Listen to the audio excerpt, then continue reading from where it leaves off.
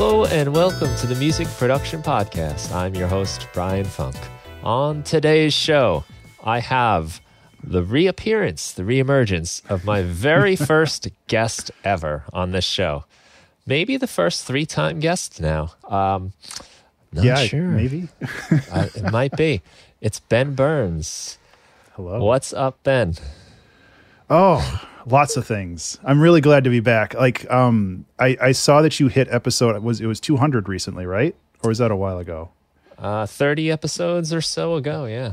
Okay, maybe it was like 225 or something. But I was just like, man, we haven't talked in a while. So I reached out to you.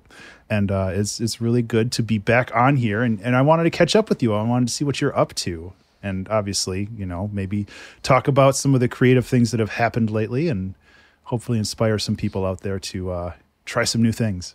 Yeah, definitely. I thought that was a great idea. And here we are. You know, I always love what you're doing. I love like the consistency at which you do it. And your output is really solid. And I probably owe you a debt of gratitude too, because I think as my first guest, if it would have went horribly wrong, I might not have stuck with it. Oh no, I didn't know there was so much riding on that. I didn't either really until I was thinking about it today before we sat down. Like, you know, I bet if like me and Ben didn't have a good conversation, like I might have said, I can't do this. You know, I might have thought, I don't know how to talk to people. I'm, you know. That was so much pressure. Host. I'm glad I didn't know. Me too. Yeah. That's the beauty sometimes of like just starting something without thinking too hard and worrying too much. Well, yeah, and I mean, you've been a huge inspiration for me too. Like, I started doing monthly packs because that's what you've been doing forever at this point. Like your ability to continually put new things out, new and interesting ways of like producing Ableton racks is just really crazy and cool. And that's been inspiring for me for the last 2.5 years. I've been putting out my own sound packs on Gumroad, and it's been really fulfilling and fun. And it's also a good way to, I'm sure this is similar for you, but it's also a good way to fill out your sample library with stuff that you either don't want to pay for or you can't find anywhere.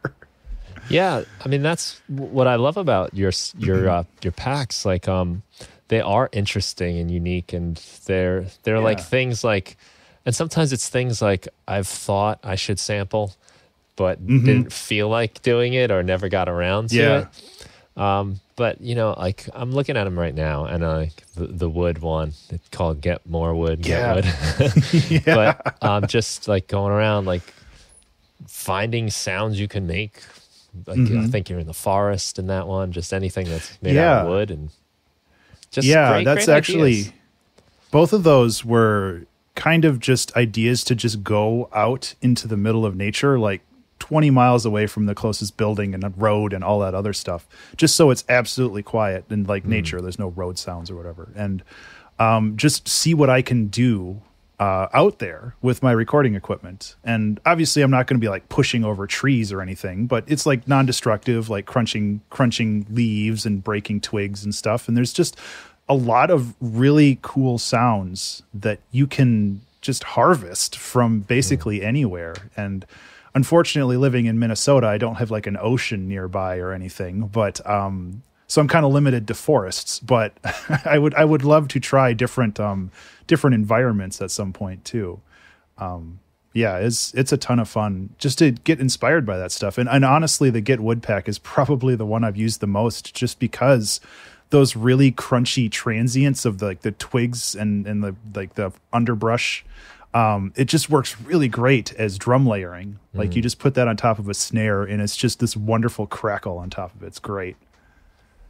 I've heard that our hearing is very sensitive in that particular frequency range. Yeah. And probably because of like survival instincts. Like there's a creature I didn't think of that. Moving along in the woods, and you need to hear that. So I didn't think of that. That's amazing. Yeah. Yeah. But playing on that, you know, in music, you can kind of use that for sounds that cut through the mix, like you said, with drums to just make them kind of punch a little harder, or maybe like trigger some animalistic fight or flight. There it is. There you go. Yeah. In your listeners, you know, it's pretty cool. Yeah, and a lot of percussion samples, and this happens with lo-fi too, where people like put tape sounds, like tape noise on top of it, that kind of crackly tape noise. It gives the instruments or the percussive sounds way more texture because the transients are sharp and then they're done. But if you have this like tail behind it that has these like beautiful crackles or even like some tonal sounds to it, it can really elevate a sound. Like one of the things I've been doing in a lot of my music lately is I've just been putting like a sine wave pluck on top of my snares, and it just gives us this really cool, like harsh attack sound, but it also has this long, like tonal sound to it that you can manipulate, kind of like an old 808 kick drum. And it's really cool how you can just layer that stuff and add so many different things to it. What kind of like frequency are you doing that at for the snare drum? For those, usually it's kind of in the higher end, like C5 or something like that. Oh, okay. So it's usually, obviously it accompanies whatever scale the song is in, but it's usually in the higher end. And it's usually like really short, like 75 to 100 milliseconds. It's just like, and it's there. But if you put a little bit of reverb or something on it, just send it to the reverb bus, you're able to kind of get that warmth and sound out of it without being obtrusive and annoying, or hopefully anyway. I don't know how other people think about that, but I've been doing it a lot lately. That's cool. I've done it at much lower frequencies to kind of, more in like designing drum sounds to get the like, like that. Yeah, to like reinforce that. Yeah. Mm-hmm. Like if you hit the snare without the snares on, it's just doom. So I'll layer that, something like that, in like an operator, say, and then get the noise for the part of the snare and put it together. Yeah. But I like that idea of doing it higher in a pitch that's in tune with the song. It's fun. Melodic persuasion up there in your snare. Mm-hmm. Yeah, and then one of the nice things with that is you can also deviate from the snares, and you can also just kind of inject your own little melodies or counter melodies up there too. And it's already integrated in the song where it doesn't feel jarring when it happens, but it's still, it's an option that's available to you. It's like kind of one of those tools in your tool belt kind of thing. Yeah, that's super cool. I like that. Yeah, there's just so many things you can do, right? Yeah, music's wild. That's so weird. Excuse me. But I want to just plug it now in case people stop listening for some reason. But ben-burns.gumroad.com, where you can get all of the stuff. There's stuff you can buy too, but there's plenty of free stuff. I would definitely venture into the purchasable stuff, like you did the stuff with like the fruits and vegetables sounds. Yeah, that was a fun one. And did you see I've talked about it a few times, I feel like now, but did you see the video about Mortal Kombat where they're making like the blood and guts sound by tearing apart vegetables? I think I know which one you're talking about. Yeah. And honestly, for like horror and a lot of other sound effects in movies, like they use vegetables, like snapping like not a head of celery, but like a stalk of celery, like just snapping that. It sounds really close to like bones and just like it has, because it's fibrous. So it has like all of that extra kind of peeling and gross sound with it too. And it's just like, it fits so well with like horror and kind of gore like sounds. But, and that's one of the reasons why I recorded that pack, just because like, I didn't think I really had a need for it at the moment, but it was one of those things that was going through my head where it's just like, let's just go buy $10 worth of produce or something. And then just beat the crap out of it. And, yeah, that was a fun one. That was a really fun one. So the general spiel about my Gumroad is that the most recent pack I release is free and all the other ones are $3. So I think, which one do I have this month? Oh, Jar. So this is being recorded in June or July. I'm not sure when you're planning on putting this out there. Pretty soon. But okay. So the most recent one I released is a contact library that I created from a mason jar that had this really cool tonality to it for some reason. Like, I don't know if it's a defect or what, but it just resonates really strongly. So I recorded that, and then I just ran it through Contact, and it just turned into this really cool, almost like a tongue drum instrument. But it has a little bit more of like a glassy sound to it too. It's almost like if you made a tongue drum out of glass, that's what it would sound like. It just has this really kind of cool resonance to it. So that one is free throughout the month of July. And then in August, when I put out another contact library, then that one will go to $3, just like everything else on there. But like you said, I do have a couple free packs in there. I think I have a couple free contact libraries and a couple free sample packs on there too. Excuse me. Yeah, no problem. You've gone into contact pretty heavily over the last, I don't know, I guess a couple of years now, right? Actually, I started in January. Oh, really? That was that was kind of So in the past I did a sample pack every month, which is like 100 or 150 sounds. And then in January, doing contact libraries was something that I always wanted to try doing. I was inspired by Sound Iron. Actually, they do a lot of contact libraries, but they also did like these small, like bespoke, very small, just libraries that they probably take from their other larger libraries and just kind of minimize down into like a $3 or $5 pack. And they put out a couple of those, and I picked up a lot of them because they were cheap and they were really cool just to mess around for random inspiration. And I just wanted to try that. So I've been learning how to make contact libraries this year. And I've been using my monthly sample pack as a venue to kind of just see, one, if people are interested in that, and two, if I can, just continue to make new and interesting sounds through it. So I've been having fun with it so far. Yeah, that's cool. It's a nice way to combine your learning with your creative output. Yeah, exactly. And like the first couple packs this year have been, they're very basic, but like I've kind of learned how to start integrating like effect chains and switching between instruments and doing all this other stuff. So they're getting more complex and detailed as this year goes on. Complex with a K. Oh yeah, exactly. Of course. Oh, that's really cool. That's something I try to do. And I know we were saying this might be something to talk about, like just sustaining your creativity and being consistent, showing up and staying in front of your audience as much as possible. Yeah. Which is really challenging. And I'm always impressed with people like yourself that manages to do it for these extended periods of time. It helps keep me going too. It's almost like when you're at the gym or a workout class and you're like, oh, the guy next to me is still doing push-ups.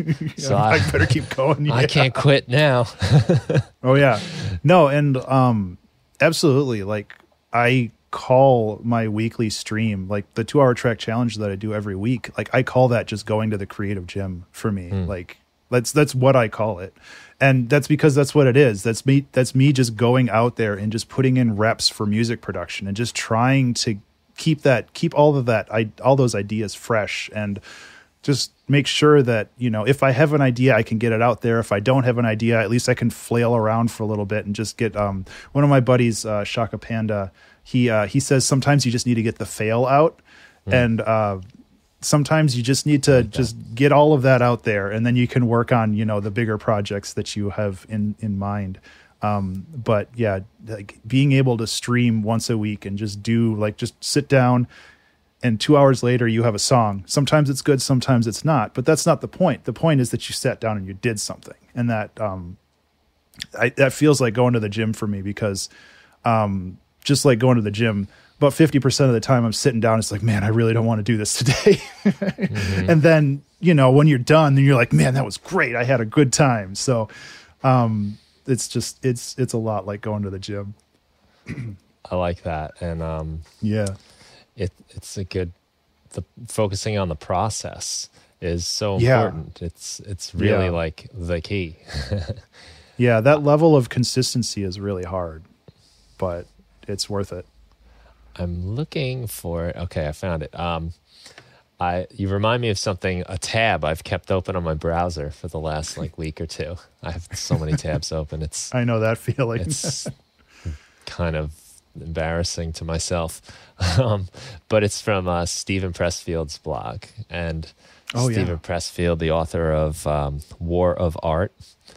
Yes, one of my that's favorite why that name books. is familiar. And I'm always talking about it on this show. So if you haven't read it, I'm telling you. I have read it. It's wonderful. I should read it again, honestly. Yeah, that was more towards the people listening. Yes, you should read it. You seem to have absorbed that that mentality in your work. But he's got a quote from one of the writers for The Simpsons, John Schwartzwelder. And it's the trick he does. He says, I have a trick for making things easier for me. Since writing is very hard and rewriting is comparatively easy and fun, I always write my scripts all the way through as fast as I can the first day, if possible, putting in crap jokes and pattern dialogue. And, he goes on to basically say, the point is like to just get something out there and done. And then he gets to the like editing and fixing. And I think that's a lot like the, I forgot how you put it exactly, but get the going junk to the out. gym. Oh, get the fail out. Yeah. Get the fail out. Yeah. Just do it and move on. And that's, man, and I should really listen to it more myself. It's hard. That idea of just going through with it, just finishing it, getting to the end, just to do the steps and get the workout in, get the reps in at the gym. Yeah.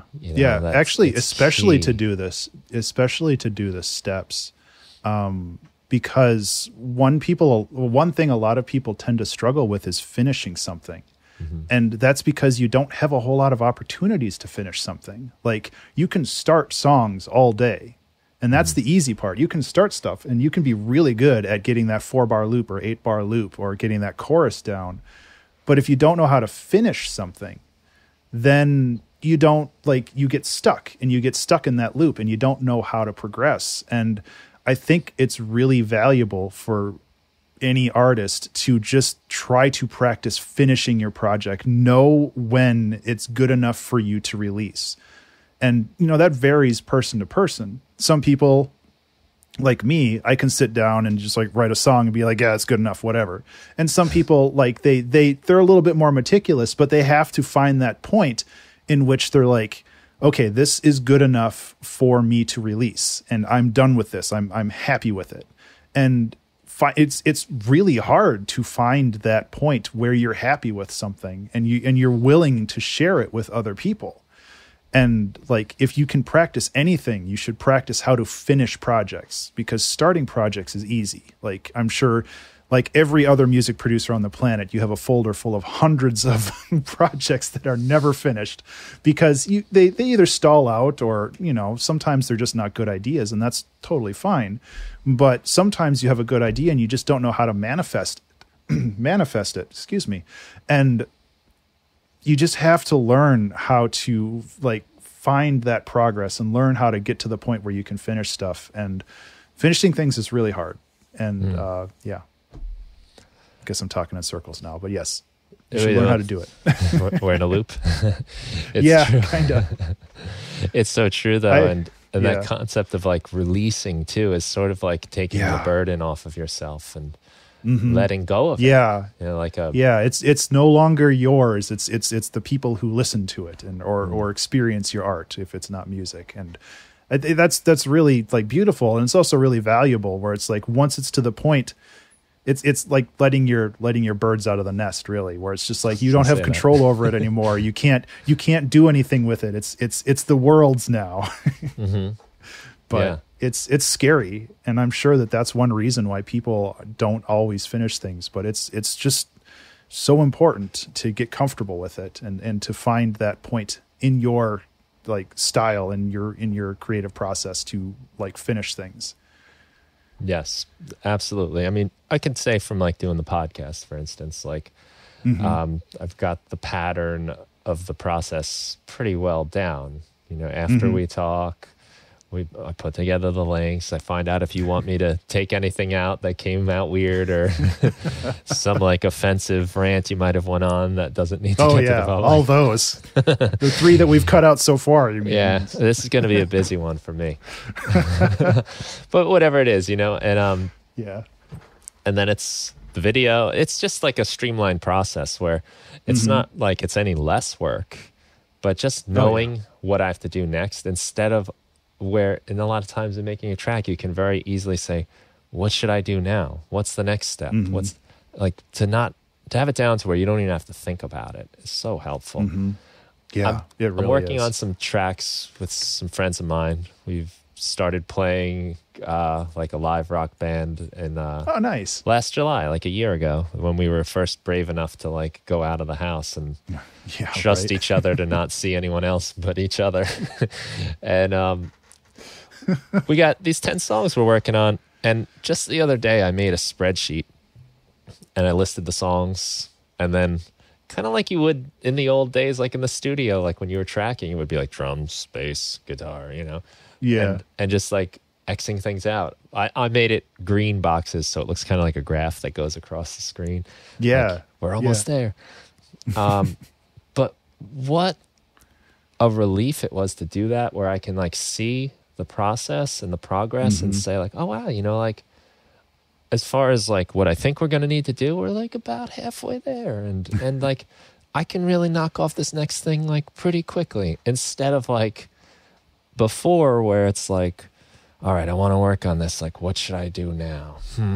I don't know. And there's the fear, there's the uncertainty. And that's where I say, I don't know if I could do that. I don't know. And like having it just there to like see, like it's just little steps, little to-do list almost. So helpful. Yeah. Breaking stuff down into smaller steps is just so important. And even when I release an album, like I have a Trello board and I have things that I put in there, just like put on DistroKid, put on Bandcamp, set a release date, make sure that I actually put it live on Bandcamp on that release date, which I've forgotten in the past, and that's no fun. But it's also like setting up the ephemera for the album. Like I usually have like a README file in the Bandcamp thing, and I make sure the album art's okay, and like a liner notes for Bandcamp, because I always like having those little extra rewards in the Bandcamp files. It's just like all of this stuff has to happen, and it can be so overwhelming if you don't have it like listed somewhere. And I always think that our brains are really bad at remembering things. Like that's not necessarily what they're designed to do. They're designed to be kind of very reactionary and like make sure that, like you were talking about, like you hear the breaking twigs or something, that like a lion's not chasing you.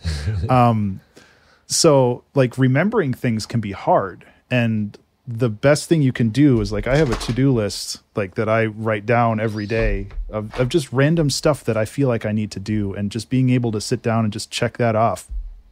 It's so valuable. And for larger projects, I use like Trello. So I have like, this is what I need to do this month. And then I can break that down into individual like weekly or daily tasks. And it sounds really boring and it kind of is, but like, and we were talking about a little bit this before we started recording, where it's just like sometimes the boring stuff needs to happen to be a successful artist. And it's no fun, but you know, that's part of the process. Like, organization is very important, and it has to happen, even though all you want to do is just sit down and make music or do art all day. You know, unless you hire somebody to do it for you, you're kind of your own boss, and you have to make sure that you're a good boss to yourself, because otherwise you can burn out really quickly when you're overloading yourself with all this other stuff that you need to do, and you keep putting it off because you want to do other things. Yeah.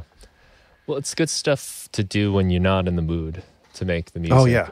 Or you don't feel like absolutely. sitting at your desk or your studio, or you want to be on the couch or something, like whatever it is. I made that list, actually. I was with a buddy on a weekend vacation upstate New York, Berkshire's area there, and there was no internet. There was, but yeah, I didn't know that going into it, actually, too. So, I had big plans. The worst. You know, you always think you get like, oh, I got a whole weekend. I can do it like 20 years worth I of can get work. so much work done. Yeah. On my vacation, I could finally get all this work done, you know? It was actually nice, though, when I realized it wasn't available, and I was like, oh, okay. That's not on my worries today and this weekend. Yeah, exactly. But I did make that spreadsheet then. I was like, well, I still want to feel like I'm doing something. So it was a good time to do it. But I totally agree with you about the remembering things.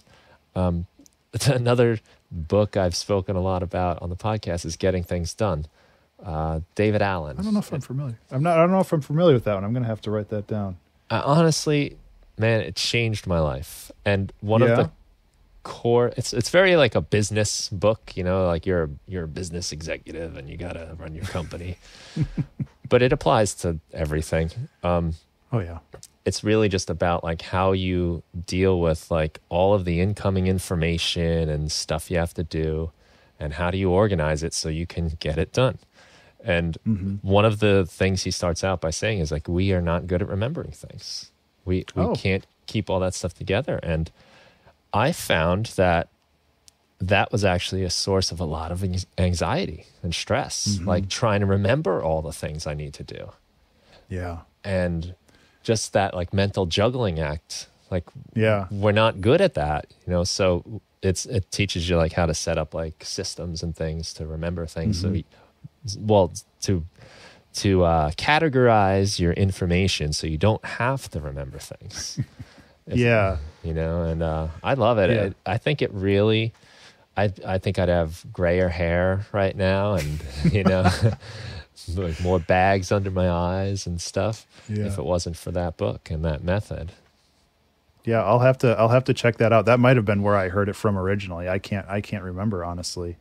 I like the thing you have with juggling. I always like to think of it as just like ping pong balls in a dryer, just like going all over the place, and you just can't grab the one you want because they're all flying everywhere. And if there's just like one or two in there, then you can just like, you can get it, but you can watch it. Yeah, it's just, exactly. But if there's like 10 of them in there, it's like, what are you going to do? It's just making a bunch of noise in your head, and you just can't grab the one you want. And it's just it's just overwhelming. Yeah, I like that a lot. I'm going to have to check that out. Yeah, good one. Definitely. Yeah. But you've kind of, you know, realized that, I think, too, in your own methods. Like, it's always good to have somebody else reinforce those ideas too. I know. Like, I agree. There's a series of books by Austin Kleon. One of them's called Steal Like an Artist. I don't know if you're familiar with those I read or that, not. Yeah, it's a real small book, right? Like, a lot of illustrations, right? Yeah, there's another one called Show Your Work, which is also really good. And I can't remember the third one offhand, but all three of them are really wonderful. And I kind of read, like you said, they're small and they're quick reads, but I tend to read them like once a year, just kind of as a refresher and just kind of a remotivator, being like, okay, I still got this. It's still okay. And it's just like, you know, like you said, just watching other people get stuff done is a great inspiration for you to get stuff done. So it's really nice to have those books around just as kind of a refresher and a reinvigorator. Yeah, that one was great, and I got a lot out of that. Just like kind of like keeping my ears open a little more for ideas, and it's helped me, you know, just like notice when a nice turn of phrase you might say, or you hear someone say something like, oh, that's a funny way to put it, and like write it down, and you know, just like like hanging out with a novelist, like, you're gonna be in my next novel. Yeah, but it's also great because it helps make you feel more comfortable, like taking those ideas and integrating them into your own personal style, because the whole idea of stealing like an artist is to just obviously respect the source material and not just steal it, but just like take those ideas and like take maybe a chord progression that you think is interesting and spin it your own way, and have fun with these ideas, and not try to sit down and just like, I'm going to do something completely original right now. And like, you know, that never works. Like, you're always pulling from your past experiences and your past knowledge and like your past influences and all of this stuff. And just like being comfortable with all of that and like taking those ideas and putting them together is just really freeing, really. Yeah, it is. Because if you look at even the most original artists in whatever field, they all have influences who have influences who have influences. And I think, it does. It gives you like more like confidence in that you're kind of going to spin it your way no matter what. You're going to mess it up in your own style, and you'll be off the mark in a unique way. That's all you. Yeah.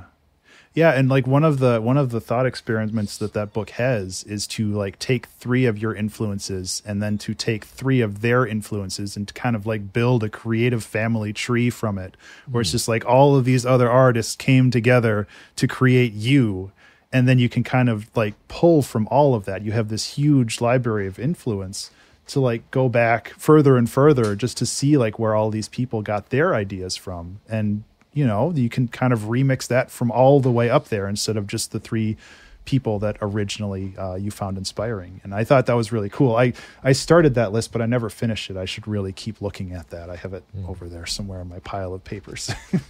You could almost make that in the background on your wall, like fill in those leaves. That'd be cool. You know, like that'd be a cool idea. Whoever I like that. you want to put in, like that. I would love to almost have that like on my wall, right? Just right. Like, oh yeah, like. Yeah, I should do the drums like, you know, whoever. Yeah, you just treat it like a dartboard and just be like, yeah, all right, going with that guy's style today. Totally. I like, that. That's a cool idea. Just because sometimes it is hard to start and know what to do and what direction to go. And sometimes I'm my real problem probably is like I'm not focused enough, where I want to have the song that does everything and goes everywhere, and it winds up being nothing. So having the dartboard approach is pretty cool. Oh man, I rely on randomization more and more frequently these days, and I love it. So one of the things that I've been doing in this season of the 2-hour track challenge is which is season what, by the way? Oh God, 16. 16. Yeah. So every 3 months I do. Yeah.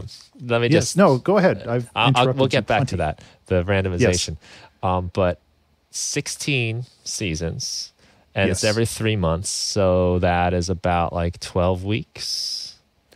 Yeah, roughly. Each season is 14 to 15 songs. Okay. So 30 hours. Times 16. I'm trying to do the math on like what kind of practice this has been. It's great. It's been great. So currently on my YouTube, I have all of these recording sessions on my YouTube, but I am at episode 277 for the YouTube recordings. So that would be roughly 530 something hours of music production that I have posted on YouTube. Not all of it's great, but you know, the whole point is to just like sit down and do something, and you know that's part of the fun. Gives you a real perspective on that 10,000 hours. Oh man, idea. It's a lot of hours, man. Yeah, I mean that's like I'm only like 5% of the way there. That's like 40 hours a week for 10 years or something crazy. Yeah, like long time. But anyway, randomization this season. Oh yeah. Yeah, so this season I've been I have this VST on Ableton that just basically reads my sample library. I think it's from ADSR. Yeah. So basically I just tell it to collect I search for all of my drum samples, and then I just hit random because it has a random button, which is the whole reason why I downloaded it. I hit random until I get a drum loop, and then I make a song from that drum loop. And that doesn't necessarily mean I have to use it throughout the whole track. Or I could just like high pass it and just use the hats for part of it, and then I can just build everything underneath it. But having that limitation and relying on something that's completely out of my control gives me the opportunity to not worry about having an empty canvas and not worry about being, oh man, should I start with the melody, or should I start with some pads, or should I start with like some field recordings and stuff like that? Like I don't have to worry about any of that because I start with just something, and it might be not the best drum loop I've ever downloaded. Some of them are pretty bad in my library, but it's something. And you know, I can take that drum loop and like I can warp it out. I can put a bunch of weird effects on it. I can like make something from that raw material that was given to me. And then I can move forward from there because like it's crystallized into an idea, and I don't have to worry about having an idea because the idea is already had for me. Now I'm just fixing it. Like you were talking about with that Simpsons quote. And I think that, that's a really fun way of making music where you don't have to worry about like having that great grand idea. You're just kind of like, you're in triage mode. You're just trying to fix the mess that was given to you. I do the same thing as a season finale for each 2-hour track challenge. I do a community audio challenge where essentially I talk to my Discord and my Twitter and all the people that follow the work that I do. And I just be like, give me the dumbest audio you have on your phone, like right now. And then I basically collect it all into a sample pack that I use to make a song. And ideally, I only use those sounds. And sometimes I've fudged it a bit by adding a bass or something like that if it really needs it. But just the ability to just take just a big pile of just garbage sounds, and some of them are fun and great, and like some of them are just like fart sounds, and it's just fun to just make dumb art and just have fun, just like, man, this sounds really bad when I put it in there, but it's also funny, so I'm going to keep it. It's like you can't take art seriously when you're putting like weird fart sounds in like to replace the snare every couple beats or whatever. Right. So it's a good time. But yeah, like having that randomness is a ton of fun. Yeah. Well, that's a great exercise in not taking yourself so seriously too. Yeah. Because it can be really very tempting to be really artistic all the time and clever. And as silly as I like to get in making music, I still get that all the time with myself. Like, oh, these chords, I don't know. It's that progression everyone uses. But I fall into that trap too. Yeah. Go ahead. That idea of the randomization with the loop is so cool. It reminds me a bit of a couple things. For one, just when you play with a person, when you jam with somebody, you don't know what they're going to play on the drums. And with the buddies of mine that I've been playing with, like that's how all of our songs really started. Somebody randomly did something, and we all said, "Okay, let's see what we can do with that," and just that's awesome. See if it turns into anything. And sometimes it does. Yeah. I've never had the pleasure of playing with other people really. Like I've done some live jams with a buddy of mine, but he has since moved, so we can't do that anymore. But it would be a ton of fun to like find some jam buds, and just like I think that's just an endless well of possibility and inspiration. Because like you said, somebody's just playing around with something. You're like, keep doing that. I'm going to do this, and just keep rolling with it. I think that's awesome. Yeah, that's the fun of it. And I've purposely like not brought song ideas in, all of us will write songs and stuff. So we've just made it about whatever comes up when we get together. And that's a lot of fun too, that limitation. And then within our limited time, which is usually just a couple hours, to try to come up with as much stuff as we can. Yeah. I think a time limitation is really valuable too.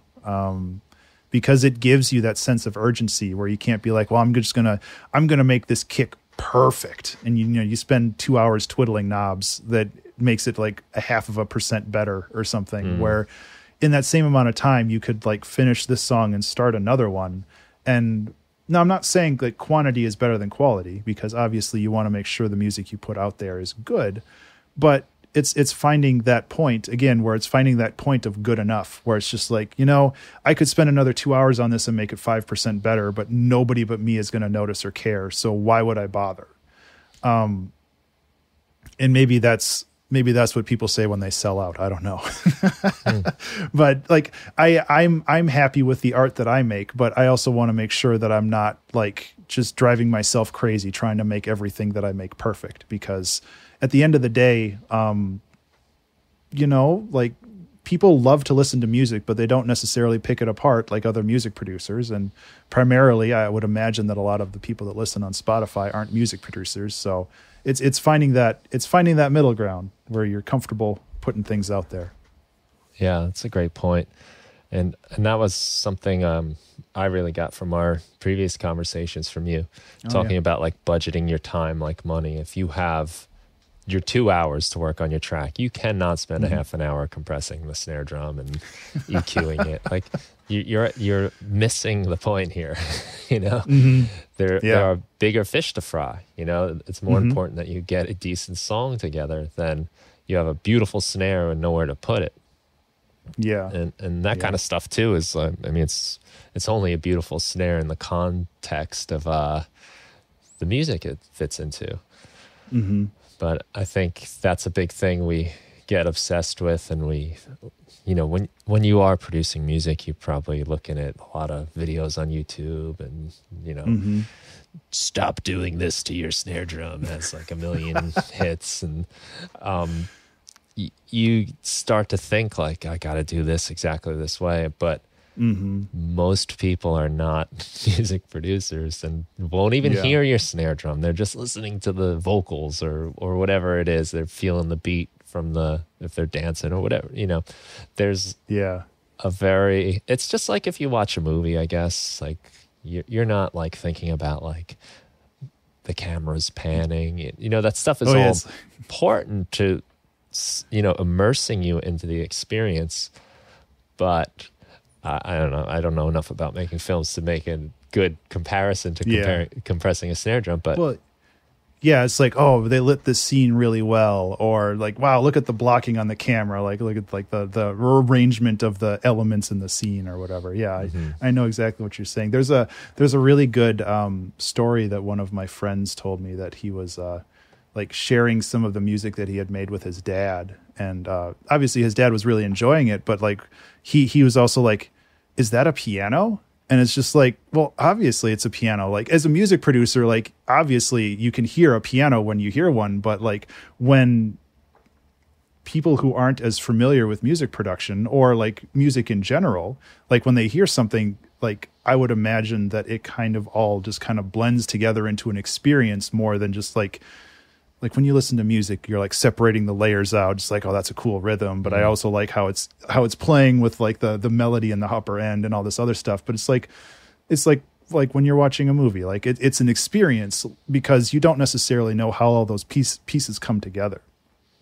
And it's just like finding something that sounds good is good. And there's definitely music producers that make music for music producers. Like, I don't know if you're familiar with Savant, who was kind of big about 5 or 6 years ago in like the kind of dubstep EDM scene. And really, I guess to a point, Deadmau5 too. But like there's people that make very sound designy songs that are meant for other music producers to listen to and be like, oh geez, this guy's really good. Cohen Sound's another one, I think, that has a really, really cool sound that's kind of more aimed towards, I guess they're still kind of popular too, with like more pop music style, but like, yeah, I don't know where I'm going with this. I just got off on a tangent. I hear you though. Like we can get lost in the details and miss things. And you remind me of a very distinct experience I had right as I was learning to play guitar. I was 14 years old and been listening to music, but never ever thought of it as like something I could be involved in, you know. And once I started playing guitar, I started hearing the guitars in the songs. Oh yeah, like, that's a guitar. Oh, that's an acoustic guitar, and like being able to differentiate, like, well, that one has distortion on it, and all of these things. It totally changed the way I heard music. It wasn't just this one thing. Like now, usually for me, if I watch a film, I just see a film. I don't see all the layers like I do when I hear a song. I hear all of that stuff. And it's something that happens to you, I think, when you start making music, is you don't ever hear it the same way again.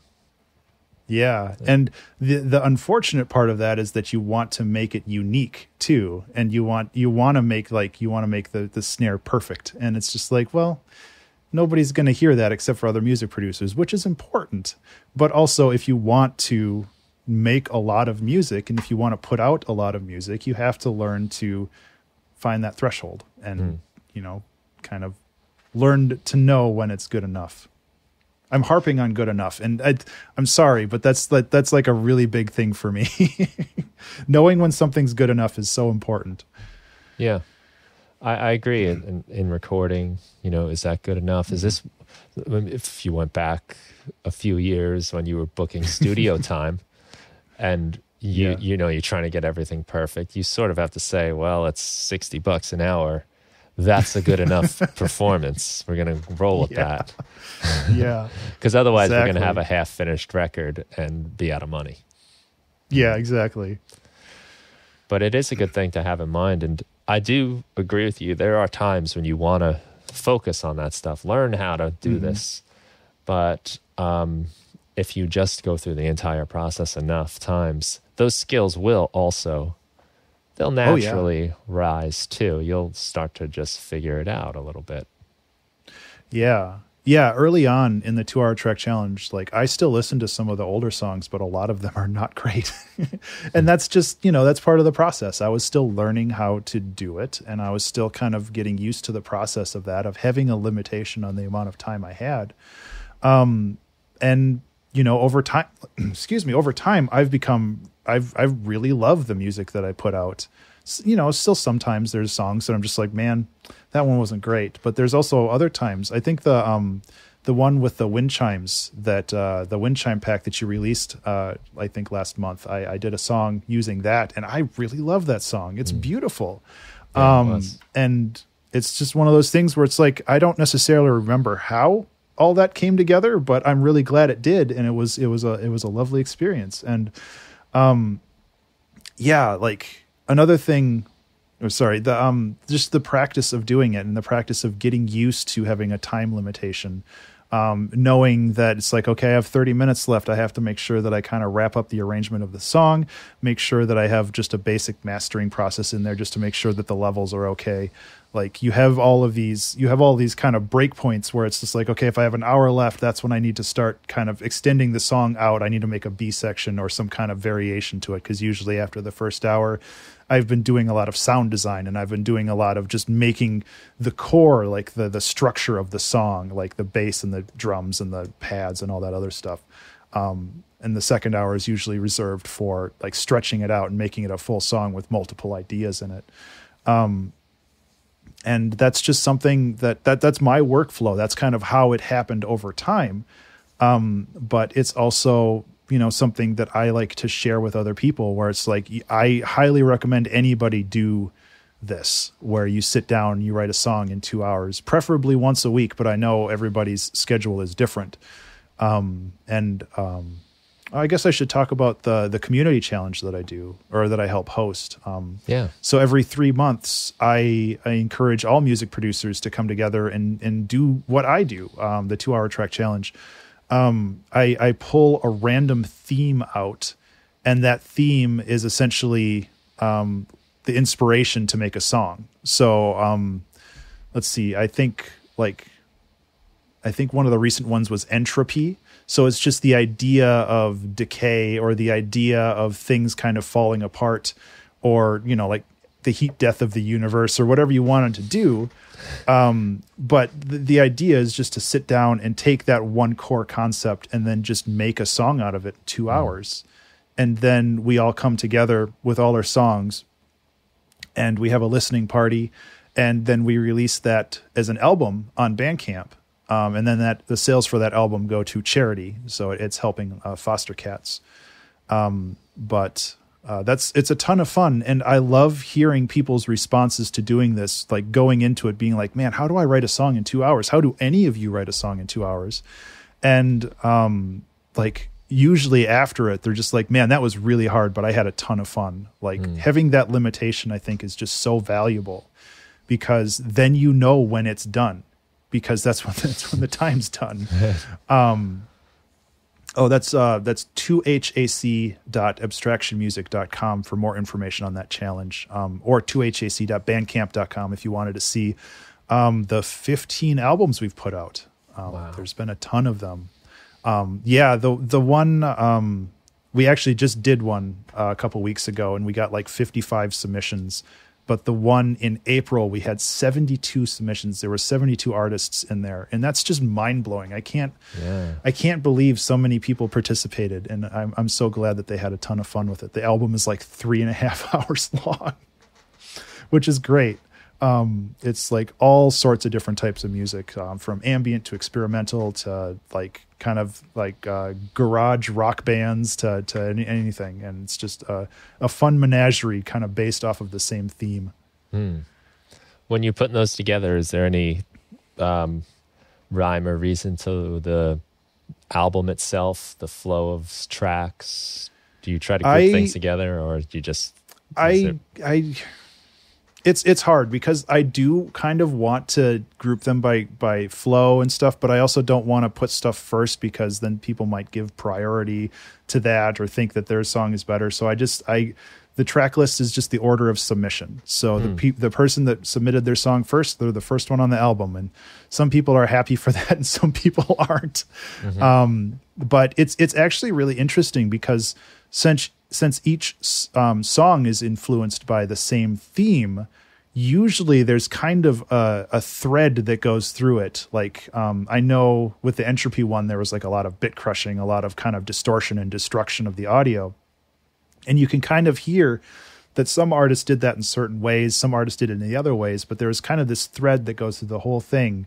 And it's really interesting that sometimes there's like a transition between songs, and it kind of feels like the same song is just like moved into a different part of a new section of the song, a new kind of a new chorus or something. It's really interesting, kind of just how all of that emergent sound happens. Yeah, I mean, a lot of actual albums don't have like that central theme to it, so I can imagine that would pull not anymore together. Kids these days. What's an album, old man? Yeah, back when there was records and you had a certain unlimited time, and it's a fun limitation though. I mean, the medium really did inform the art form, you know. Yeah, absolutely. With my buddies and these 10 songs we have, we hope to put it on vinyl, you know. Nice. Even if we just make 3 so we can all have one. Because so far feeling. That's the demand, you know. Oh, I'm sure there'll be people out there for it. I'm excited to hear it. I'd love to hear it. Oh, thanks. But it's been fun to think about, like, all right, so it's going to be these like 2 parts, and what would be like a good opener, a good closer of side 1, and then how does side 2 come back into it? And, nice. I'm hoping we can do a little bit of like weaving things together. I love that in records, and when they like, you know, track 4 goes into track 5, and even if they're not connected musically too much, there's still just, even if it's just like noise that connects, it just keeps you in the experience a little bit. That being said, like a silence can also be effective too. But I always love that. Like if a band is doing that, I'm like much more likely to enjoy it. Yeah. It obviously depends on the narrative of the album, like you said, but it's always so cool when that kind of thought is put into it, where it's not just like song to song, but it's also like conceptually as a whole album. And that's something that I never really thought about with vinyls, where it's like at the end of one side, like the music stops, and it's just like you have to find kind of that point where like there is kind of this breath, this breath, like this breather between the A side and the B side, and like how do you make that happen? I don't know. That's really interesting. I never thought of that. Yeah. I've never done a vinyl before, so. Well, you'll have to let me know. I want to do one too. Yeah. I mean, I'll let you know. I don't know yet. We have certain ideas, like I know, like, all right, that song ends on a C and this one starts on a C, so maybe we can, you know, like instead of the big like grand finale, dun, we can just skip that and, you know, go into the next track. But yeah, it's fun. It's, and I think in Ableton Live, you can put all your tracks in there and then really do like the web connecting thing pretty nicely. Yeah, especially because really when you send it to the vinyl pressers or whatever they're called, like they just care about one big long song file that fits on one side of an album. So yeah, you can have it as crazy as you want, I'm sure. Just have it all mixed together. That'd be cool. We'll see. We'll figure it out. You know, it might be a step or two ahead of us, but Oh yeah. It's fun to have like a nice project like that to just indulge yourself Yeah. in, and to have a few other people involved too. I've been doing stuff alone for so long, and originally it was always in bands with other people. That was right from the get-go, pretty much. As soon as I started playing, it was like, who can I play with? And it's been valuable on my own, and I enjoy that. It's nice, like, it's easy to set up practice and rehearsal times and stuff. Can I do that show? Yeah. No, I don't know how I did it in the old days. Like, you used to have to call your bandmates on the phone. And it wasn't even their cell phone, it was their house. Yeah, you get their mom. Yeah. Like, can I talk to Jared, please? And you get like 3/4 of the way through the band, only to find the last person can't make it. Yeah, you have to call them all back and be Start like, oh, over. sorry. I don't know how. I guess they really wanted to be in a band. At that point, I think anybody like putting that much work into it would have to, like, just the coordinating and the effort. Yeah. Unless you like saw each other at school that day or whatever, but eventually you get too old for school. Yeah, well, that was part of it, actually, now that you mention it. Yeah. But yeah, there's a little extra work.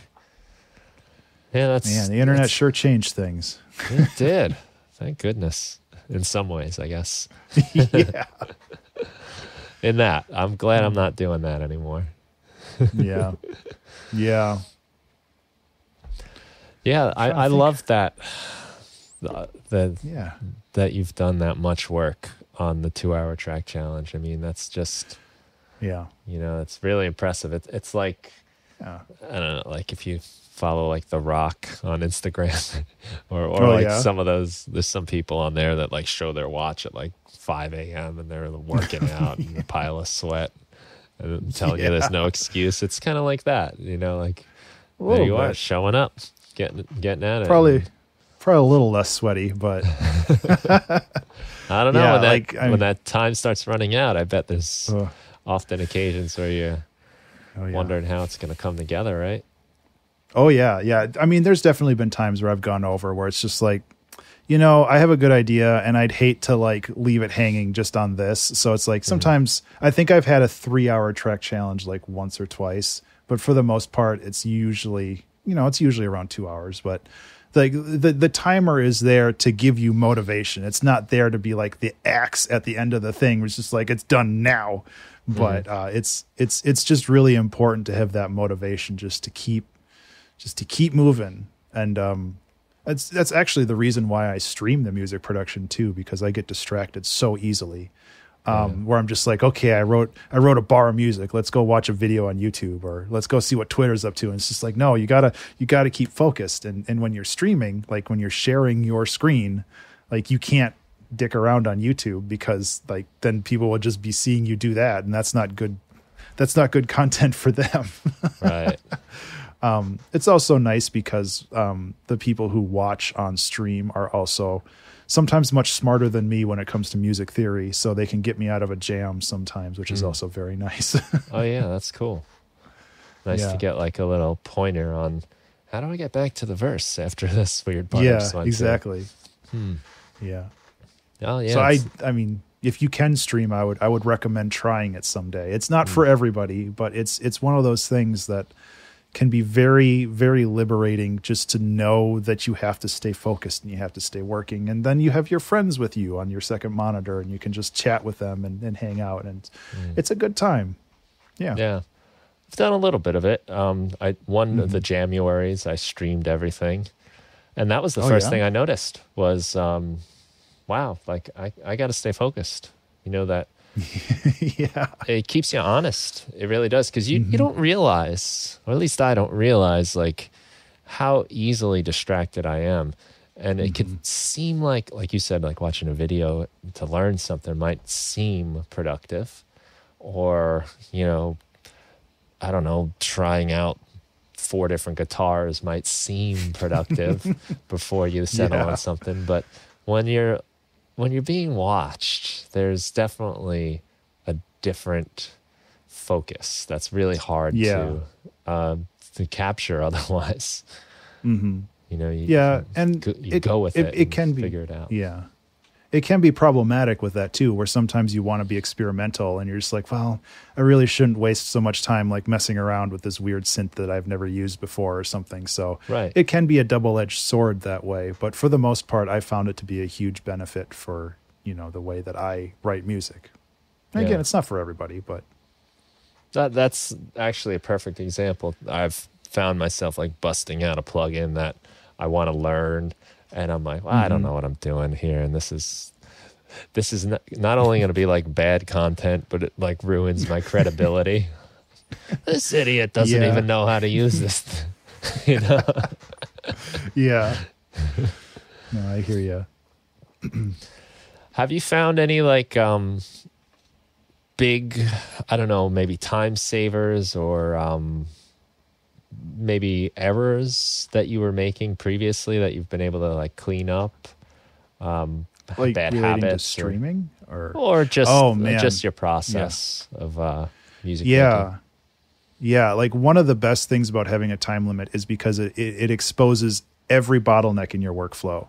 Because like, you know, when you get stuck because you have that counter ticking down and you're just like, why am I still working on this? It's been 20 minutes. I should be far past this by now. And that's usually an indicator that that's something that you need to work on.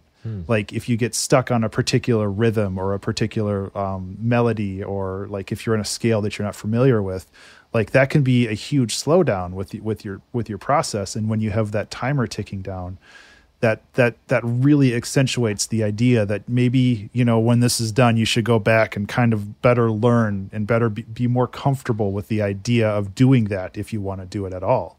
Which obviously, as a music producer, you kind of want to know a little bit of everything so you can just kind of explore and do weird things. Scales in particular for me are something that I really struggle with, like the Mixolydian and all those other kind of not as common scales. And I really, when I use them, I love the way they sound, but it also just slows down the production process so much that I kind of struggle to finish the song sometimes. And so like the whole process of having a timer really helps expose all of those errors. For me specifically, like I used to get caught up with a lot of sound design. Sound design is kind of the thing that takes the most time for me, which is one of the reasons why I don't do a lot of electronic music during the 2-hour track challenge, because I get wrapped up in trying to make massive sound exactly just so, because I have like that, you have that sound in your head that you want to replicate, and you just can't get it right, and it's just so frustrating. And all of a sudden 25 minutes or 30 minutes have gone by, and it's like, oh man, I still have like 4-bar loop or an 8-bar loop. I really need to like get this going. But one of the benefits of electronic music like that is it's primarily focused on the sound design. So once you get that locked in, then it's just kind of extending it out, messing with some automation, making sure it all kind of sounds good, maybe putting like a breakdown and a build up in there, and then you have a song. Like it's kind of wild how fast a song can come together once you have all the layers locked in. And you're just like, okay, well, just Control D a bunch there, just put some automation in there for a low pass, kind of then, you know, block out a 16 or 32 bars for a breakdown and build up. And then you just like, you have a song and it takes 10 minutes, and it's crazy how fast that comes together. But man, like sound design is one of my big, stumbling blocks still, just because, it's hard to hear something and know how to perfectly replicate it in something like Massive or Pigments or whatever the popular thing is these days. I do like Pigments though. I got that recently. I haven't tried it, but heard great things about it. Yeah. It's good. It's very flexible, which I like. I got very familiar with Massive, and when Massive X came out, I tried it, and it was just like really harsh on my CPU. Like I just couldn't make it work and not just completely glitch out my computer, which it's like 6 years old. So like it's probably my computer's fault, but Pigment seems to run okay in there. And it just has a lot of different ways of generating sound. Like it has the granulizer in there. It has a sampler. It has like a just a straight like LFO and stuff like that. So there's a lot of options, which I like. Yeah. Nice. Well, it's good to have like the tool, you know. Yeah. It too, because that'll cut down on the sound design time. Oh yeah, absolutely. And sometimes it's good for creativity or inspiration, where it's just be like you have this weird sample and just like, man, I could granulize this and that would be really cool. And then you can just toss it into a simple, I guess a simpler can do it too, but not really the same way.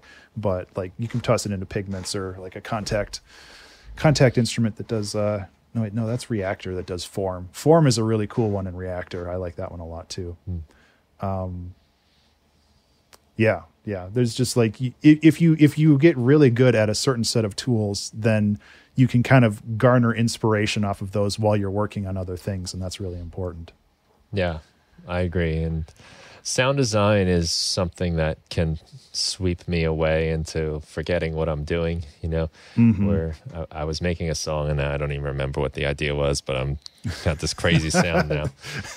Yeah. But it's also sometimes the thing that pulls me into making the song too. So a lot of times when I'm working on something, I get a sound and I'm like, whoa, and then I start playing it, just testing it almost. And next thing you know, you're making a song.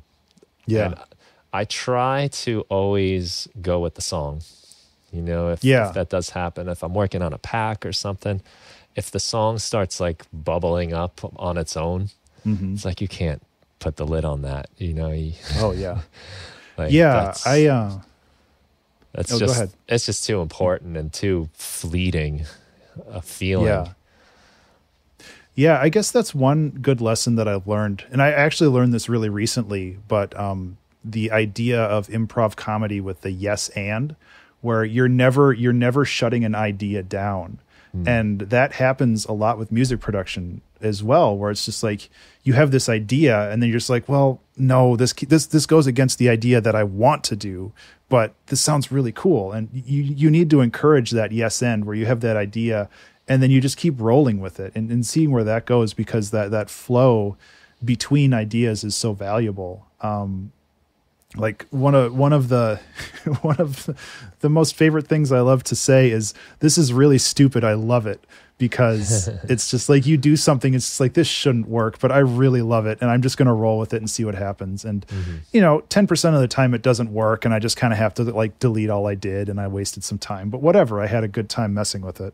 And but most of the time it's just like, this was really dumb and I'm glad I went this direction because this ended up really, really fun and weird. And you know, dumb isn't a bad thing. I say make dumb art, but that just means make art that's not serious, because that's more valuable than anything else. Yeah, and it's also just, if you don't have anything, at least you have your exercise of the process. At least you're going through it. Yep. At least you went to the gym. Yeah, you at least did it. And if something comes out of it, okay, great. But if not, oh well. Yeah, I was thinking of that when you were talking about the random drum beats in a way, you know, like that, just like you're like, okay, let's do it. Let's go with that. Yep. And that's a little bit that happens playing with other people too. You're like, all right, that's your beat. Yeah. Okay. All right, let's see what I can do with this. Exactly. Right. Yeah. Let's take it further. And it is funny, like some of like the songs we've done, we're like, where did this come from? You know, like, how did we, who said that, you know? And you have no idea after a while, you know, because you just, it's the ideas are like that ping pong ball bouncing around, and it wouldn't ever get hit back to you for you to hit it that way you hit it if it didn't come out from somewhere else, or if you just caught it and said no. Yeah, exactly. That's the whole point. You gotta just flow with it and just be like, yes, that's a great idea, and let's do this to it. And you know, and then maybe the person, you know, on the other side of the ping pong table will be like, okay, well, I'll modify what I did to fit what you did, and then it's just kind of this flow back and forth. And it sounds like a lot of fun. I really need to find some people to play with. And hey, anybody in Minneapolis want to start a jam band? I don't know how to play guitar, but I can kind of play piano. Well, you know, you don't need as much skill as I think people think you need sometimes, you know, just a jam, like, you know. Yeah, it's just chords and rhythm. You just hang out for a bit. Like, you know, you're not there to make an album. You're there to just hang out and like have fun with the whole process. Yeah. I mean, that's honestly like how we went into it last year. It's like I haven't seen anybody. I haven't played music with anybody. And we knew the hang was going to be good. Just yeah, exactly. To get together. Like, if nothing comes of this, who cares? Like, it was just fun to do it. And that attitude actually leads to a lot of work getting done, ironically. Because if we were like, okay, we have to do this and deals. Yeah, we gotta have 3 songs today. I just don't know that it would have worked out. Yeah. Unproductive work is really, really important and really fun. Yeah, I think sometimes it's my most productive work. Exactly. Man. So many of my packs are like just experiments. They're really experiments. Like, let's see what happens if I do this. Yeah. And hopefully I'm most of the time surprised. Yeah, most of the time mine are just kind of like, this is a neat sound, what can I do with it? And I have 2 days until next month starts, so I better get cracking. But it's the same. Yeah, it's the same thing where it's just like, these are a neat pile of ideas. What can I do with it to turn it into? I guess for Gumroad it would be a product, but for the most part, just like a useful tool that other people can use. And I've been having a lot of fun with making the sound packs and the contact libraries because of that. Yeah. Do you ever get like tired of doing it? Like, I don't want to. Oh yeah. It's the same thing with the 2 hour. I guess, really. Yeah. Yeah. I mean, it's all, the $5 word is attrition, where it's just like, you have to keep doing it because that's, it's not your job, but it's just like, you just have to keep doing it because you have this momentum going. And if you stop, then you'll be like, oh, well, I didn't do it last month, so I don't have to do it this month. And it's like, you don't want to break that good habit you have. And, overall, I like doing it. The process is fun. Sometimes the work isn't, but the process is fun. And, it's good for quote unquote business, where it's just like, I offer free packs because they go on my mailing list, and then people on my mailing list get to know about more free packs and all the other stuff that I do. And that's good for me as a business.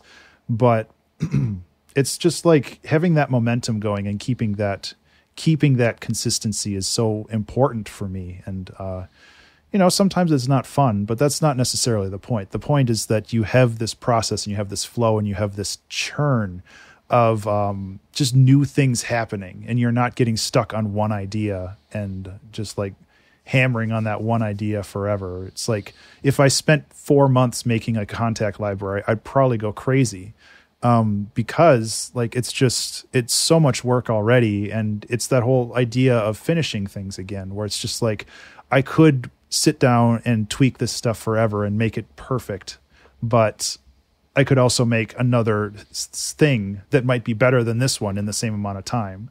So it's just like, why not work on that next thing and just make sure that this one is presentable and it works and it's what I wanted it to be. It's like the core idea, but it's not like polished to this sheen that took like an extra 10 hours to do or something. It's just like, it's done. It's great. Let's put it out there. If it for some reason breaks with somebody, I'll try to fix it, obviously. But if it's functional, if it's good, let's get it out there. Let's work on the next one, Mm-hmm. Yeah. That is true. Like, you get the ball rolling. It's much easier to keep it rolling. Yeah. Than to let it stop and push it from nothing again. Yeah. Yeah, exactly. It's very difficult. I like what you said. It's the work isn't fun. Was it something like that you said? Like, the work isn't fun, but I enjoy it. It can be fun. I do find myself Sometimes telling people in classes or whatever, like, you should be having fun doing this, Like, don't forget, it's playing music. Play, have a good time, I like have that, fun. yeah. But I also find myself saying things like, all that like self-doubt you have, the drudgery, the fear, like, that's part of the package. That's just, you have to really accept that as fun and as exhilarating as it can be. The other half of the time is like miserable self-doubt, like feelings of inadequacy and imposter syndrome and everything. There's a lot of like misery that goes baked in. And for me, like I think it was the podcast, to be honest, like just talking to so many people and never speaking to anyone that was like, yeah, it's really easy, Brian. You know, I do a 2-hour track every day. It always comes out great and got real good at it. And that's it. Now I'm famous and rich and now I can just quit. So yeah, see you later.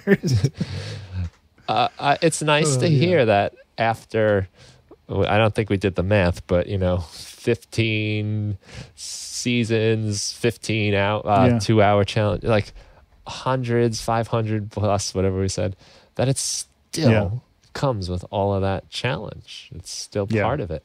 And hearing that over and over from people where I was like, what? Even you? Oh yeah. It's comforting. And it kind of, when it comes up now, I kind of say, oh, there it is. It's time for this part of the episode, where I feel all negative and I throw in the towel. I think that this is going to sound weird. I'm going to clarify. I think that it's awesome that everybody struggles at this. Like, I think that it's great that everybody has a hard time, because that just means that everybody's in this together. And it's just so good to know that everybody has problems sometimes with this. And that's honestly another reason why I like streaming so much, because I can show the times where I have like creative blocks, or the times where I have technical difficulties, or the times where I just don't know how to fix the big mess that I made, where I'm just looking at this. It's just like, how do I fix this? And sometimes I seriously just do Control-N and start a new project, like half hour, 45 minutes into the timer. I'm just like, this is not working. And I just start over. And that happens.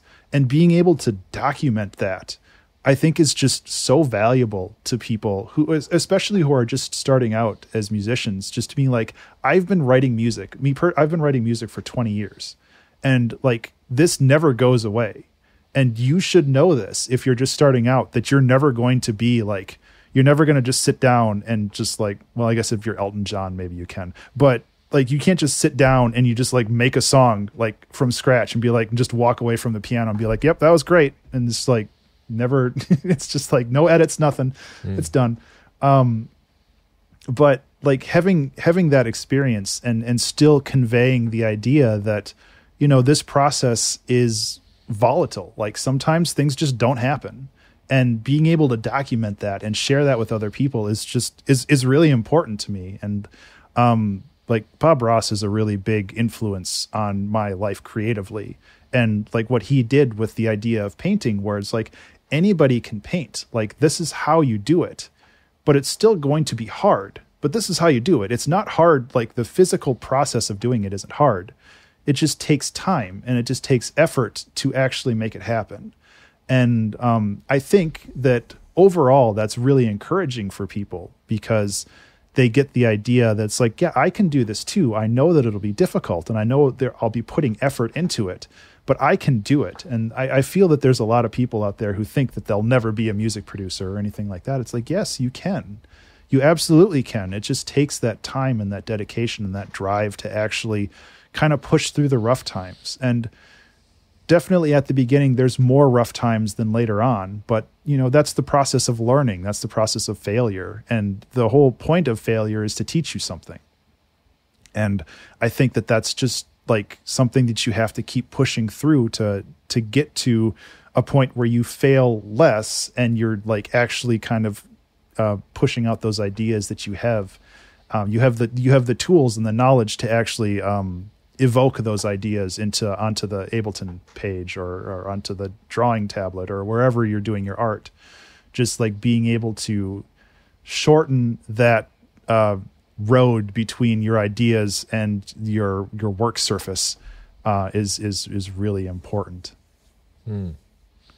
Yeah, I get what you're saying. It's not like you're happy. You have problems too. Yeah, exactly. But I'm not happy that you're struggling, but I'm glad that we all struggle. Because, but I'm glad I'm not broken. Yeah, yeah, exactly. Yeah. That's a better way of putting it. Yeah. I feel that a lot, and it has been reassuring to hear that time and time again. I mean, I haven't heard anyone that's even lied to me about it. So like, it's actually pretty easy, Brian. You know? Yeah, what are you talking about? Here's the secret. It just doesn't happen. Yeah. But that's where it gets rewarding, you know, and that's part of what makes the community rewarding, and sharing this stuff and getting involved with other people. Yeah, absolutely. We can all commiserate together. Yeah. And, you know, there's some days you're going to have it. I feel like a wizard some days. It's amazing. Oh, yeah. I'm like, yes, I don't know what it is, but it's here, and I'm shooting electricity out of my hands. And there's other days when I'm like, who am I kidding? How have I lied to myself for so long? Have the last 20 years just been me faking it? Like, yeah. Yeah. Yeah. And it can get serious. Yeah. But it's real. No offense, but I'm glad it happens to you too. Oh, yeah. Yeah. Nope. I feel the same way. Yeah, man.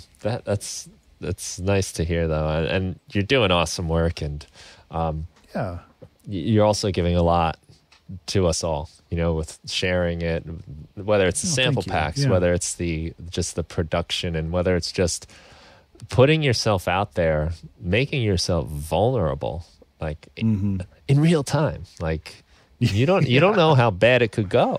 And it could. Well, I do know in some circumstances. Yeah, you might have some idea. Yeah, but yeah, like I know what you mean. Yeah, it is. You know, I give you a lot of credit for just the guts to do that. Thank you. Show up over and over again, and I think it's really valuable. It's valuable to me, and it's really cool to see you. Just every time I talk to you, you're like more resolute and more just you're persevering harder than ever, and it's great. It's inspiring for me. I'm excited. You know, after like a good conversation, like I want to do stuff myself, and I think I'll be productive tonight. Excuse me. Yeah. Set a timer. Yeah. Do it. I want to see what you can make. Yeah. Well, I'm working on guitar parts and songs, so like it's gonna be.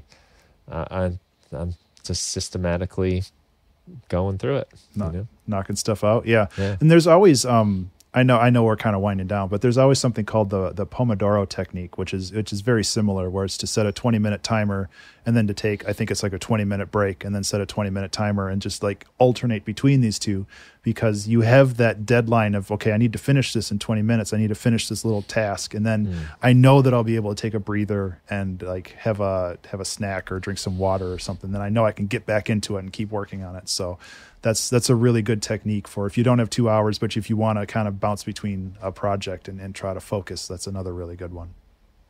Yeah, I like that too. And maybe a little shout out to Patches.zone has a Pomodoro timer from X for Live. Oh, really? Yeah. I'm going to have to check that out. Yeah, it's pretty cool. And it's just like a discipline thing. Yeah, it's absolutely, yeah. Just stay on track. It's just 20 minutes. You know, you could do anything for 20 minutes.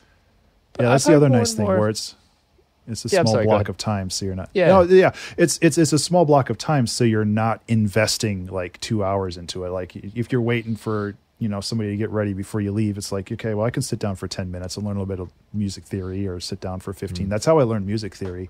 Like my wife and I commuted at the same time, and when she was getting ready, like putting on her makeup and getting her hair ready and stuff, like I just sat down and I did music theory lessons. Like it took 10-15 minutes a day for 3 months, and I'm no expert, but at least I understand what I'm doing now. Nice. Yeah. Well, that's way better than like stewing on the couch being like, come on, hurry. What a better way to spend your time for you and your relationship. Yeah, maybe. No, seriously, it's smart. Like you found the little pocket of time. I mean, we all have the same 24 hours, just like Einstein did, and just like everyone else that did great things with their lives. We're all we have the same day with the same amount of time. So Yeah. I think it does come down to how you effectively use it and how you don't waste it. And my phone will always remind me every week on my screen time to show me. Oh no, yeah. Like, hey, loser, this is what you did. This is why you didn't finish anything this week. Yeah, I know that feeling. Yeah.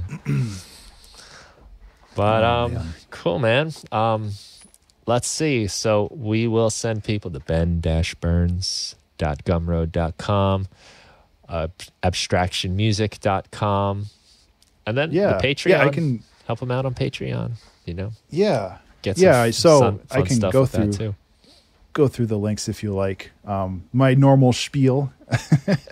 You can find me on Twitch, Twitter, Patreon, and YouTube at Ben_Burns, and that's BURNES. And you can find my music on Spotify at abstraction.rocks, which will lead you right to my Spotify page. Obviously, there's new stuff coming out there all the time. I've put out, I think, 4 albums so far this year, and I've got a couple more on the way. Season 11 of the 2-Hour Track Challenge just went out on Spotify, and that has some pretty cool songs on it. And I have another EP that's kind of lo-fi chill out stuff. I call it Cuddlecore. I don't know why. It's just cute. It's called Hey, and that's coming out early August. I think the first Friday in August, like August 6th or something. I'm really looking forward to that one. That one I've spent a lot of time on those songs. One of the problems with doing a lot of music in 2 hours is that once you get over 2 hours, you're like, why am I still working on this? It should be done by now. And you get very frustrated. So it's kind of a mixed bag, making most of your music in 2 hours. But I'm really excited for Hey to come out. There's a lot of it's 5 songs. They're all small and cute, and I really like it a lot. I love the artwork on that.